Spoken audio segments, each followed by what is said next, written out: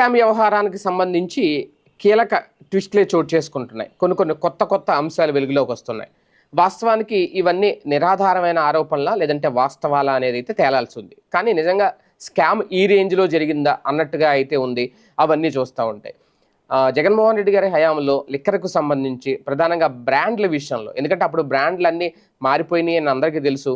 అప్పటి వరకు ఉన్న బ్రాండ్లను మార్చేశారు. అయితే ఆ బ్రాండ్లను మార్చే సమయంలో జరిగిన కుంభకోణం, ఒక రకంగా ఆ బ్రాండ్లను మార్చే టైంలో చేతులు మారిన ముడుపులు, ఈ అంశాలే ఇప్పుడు తెర మీదకి వస్తున్నాయి. ఇమిటేషన్ బ్రాండ్లతో భారీ దోపిడీ చేశారట అప్పట్లో జగన్మోహన్ రెడ్డి గారి హయాంలో. అంటే కొన్ని బ్రాండ్లని పేర్లు మార్చేసి, అంటే ఆ పేర్లకు దగ్గరగా ఉన్న పేర్లు చాలా ఎగ్జాంపుల్సే చెప్పుకొచ్చారు. ఇప్పుడు బ్యాగ్ పైపర్ ప్రీమియర్ విస్కీ అనేది ఒకటి ఉంటుందట, చాలా ఫేమస్ బ్రాండ్.